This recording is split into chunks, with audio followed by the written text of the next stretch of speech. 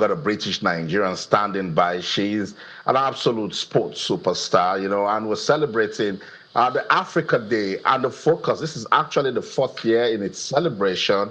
And so what they have done, they have launched a campaign that says, made by Africa, loved by the world. And this year, when they're using it to celebrate women. And I love it so much because each time we have an opportunity to celebrate women, they beautify our world. And same thing they do in our world of sports. And I love it so much. That's why tonight we want to talk about this campaign that says made by Africa, loved by all, a celebration of Africa Day. And we've got Eniola Aluko joining us right here. She's in London with me and she joins us live on the show. Good evening, Eniola. Welcome to Sports Tonight. Good evening. Good evening. Thank you so much for having me. I'm very happy to be joining you from London, obviously, and then the guys in the studio back in Nigeria. So, yeah, thank you. Thank you for having me.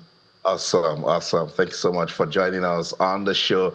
Eniola, look, we just can't stop celebrating women, and you're one other good icon to look at women and say, look, we need to do more for our women in this society. Let's put Africa into context. How important is it for us to empower and celebrate women?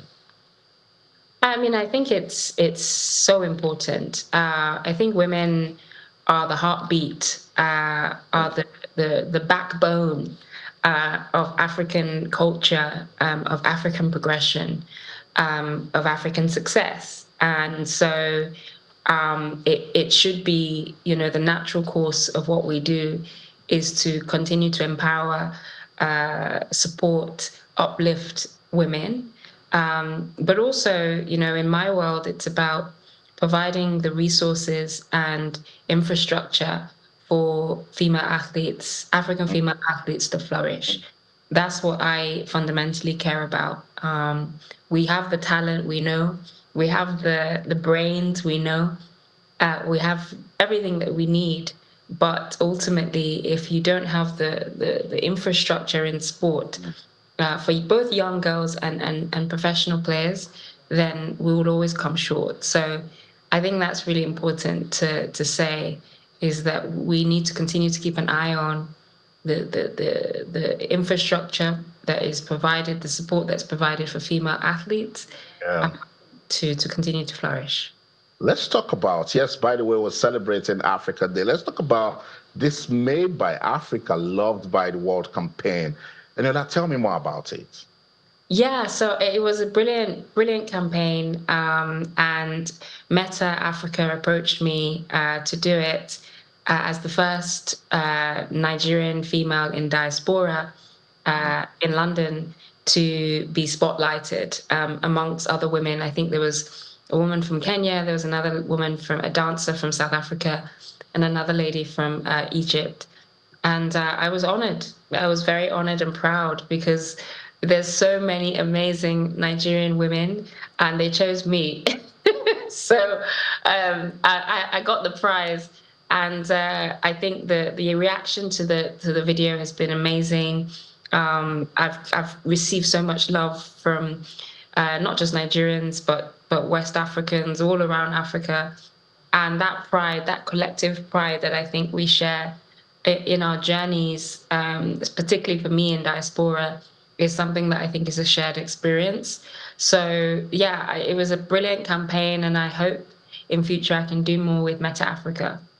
Yeah, Eniola, we'll need to find a time where we go to Lagos, Nigeria. In fact, Nigeria as a whole, and inspire young women with your story. But let me hand you over to my colleague Yemi in Lagos. Okay. All right, Eniola, thanks for joining us. You talked about pride, so it will make me ask you, can you share any memorable experience you had representing Africa that made you have a strong sense of pride representing Africa on the global stage? Well, obviously, for me, throughout my career, when I played, I represented England, right? So that was a choice that I had to make when I was younger. I first got into the England team at 14. But the reality is that, I'm Eniola Aluko. I've always been a Nigerian girl and I've always flew the flag for Nigeria, growing up in England. And, I believe that you should always flourish where you're planted. And when you flourish where you're planted, you're then an example for so many other people. So I personally believe that I've been I would hope I have inspired other Nigerian girls and women, to become their best self. And now I think in terms of representing Africa, and now I'm working on the investment sort of executive side of football. And so I'm in very high level conversations with organizations like FIFA, organizations like the UN, about what are we doing to provide resources, physical resources, i.e. pitches. What are we doing to provide kit equipment? What are we doing to make sure sponsorship is available? I was in Cote d'Ivoire in January, with CAF for the African Nations Cup. All of my conversations with the leaders of CAF were around what are we doing for WAFCON, Women's Africa. So I'm constantly having conversations and using my experience and my platform to make sure that my voice is always talking about African development, football, African sport development in Africa, for everyone, but specifically for women. And so that's the way I want to affect it as much as I can. Let me throw this in before I yield back to my colleague, Austin. How has technology, for instance, social media, influence? I mean, I'm talking about things like Instagram and all that. Has it influenced what you've been able to do? Has it influenced your career? Has it, talking about impact, what you talked about, has it been able to help you to be more impactful? Well, I think that my platform has always been, one that I've tried to be as global as possible. I've tried to transcend just England, and I think social media helps with that a lot. And I'm very strategic about what I do and what I don't do. So, you're not going to see me in certain campaigns because it doesn't speak to the impact that I want to have. You are going to see me in a Meta Africa campaign because I want to speak to African followers. I want to speak to people who share my journey in diaspora. I want to speak to women, African women, Black women. So social media allows for you to speak directly to those people in a very strategic and authentic way. And I'm very happy about that. I think it's allowed our voices to project. Even the technology we're using now, with Zoom, it's nice to be able to connect and feel like the world is closer to each other, through technology. Eniola, let's still go back to this campaign theme. I love it so much.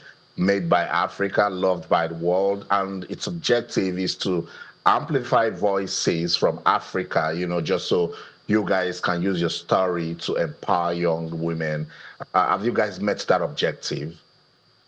I think so. I can tell by the response just in the 2 days since the film was released, that there's so many women, so many comments about, oh, this is inspiring, this is empowering.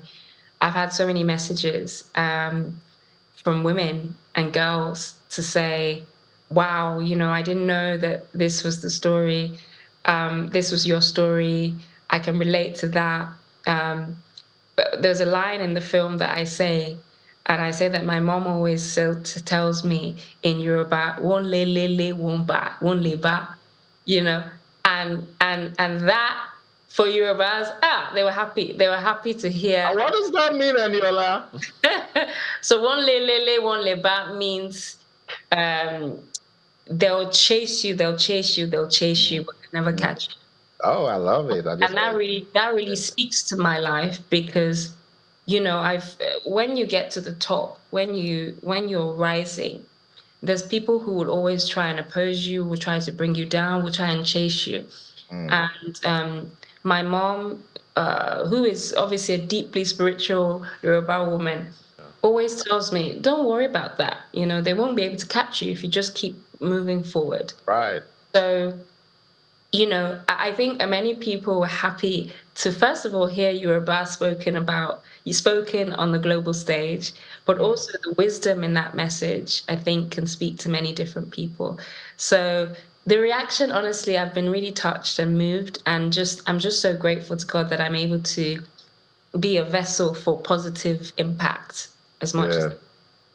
Yeah, my next question was going to be how much of a Nigerian are you? But after one little, I don't know. I had to tear that question out of the way. But Eniola, I like it. I like that you represent Nigeria so much. How much of the Niger spirit do you use in operating daily? And how inspiring is it for you to get out there knowing that you've got a Niger spirit in you? Well, I mean, it's always been in me, right? It's always been something that was in me. I've consciously every year tried to come back to Nigeria as much as I can, within the time that I have. I was last in Nigeria in December, and I made sure to not just, just do the comfortable things. I went to Magodo. I went to Elashe Beach. I was so touched when I went to Elashe Beach, and I just saw the beauty. It was so serene. And I do my best to try to show a side of Nigeria that is incredibly positive and beautiful and exciting and engaging. So I'm really leaning into being on the ground in Nigeria much more than I have been able to be before. But not just Nigeria, Africa, full stop. So Ghana, I've been to Uganda, I've been to Kenya, I've been to South Africa. Ethiopia's on my list. Cote d'Ivoire was there in January. I'm going to be in Morocco, hopefully, for the African Nations Cup. So the whole of Africa is on my list. And I think that roots you. It brings you back to a sense of belonging and your identity. So that's me. That's what I try to do. Yeah, Eniola, well, we're about to let you go, but let's rewind time. And on this hand, I've got the Lionesses of England jersey, and here I've got the Super Falcons of Nigeria. Which one will Eniola pick? What, today? Yes.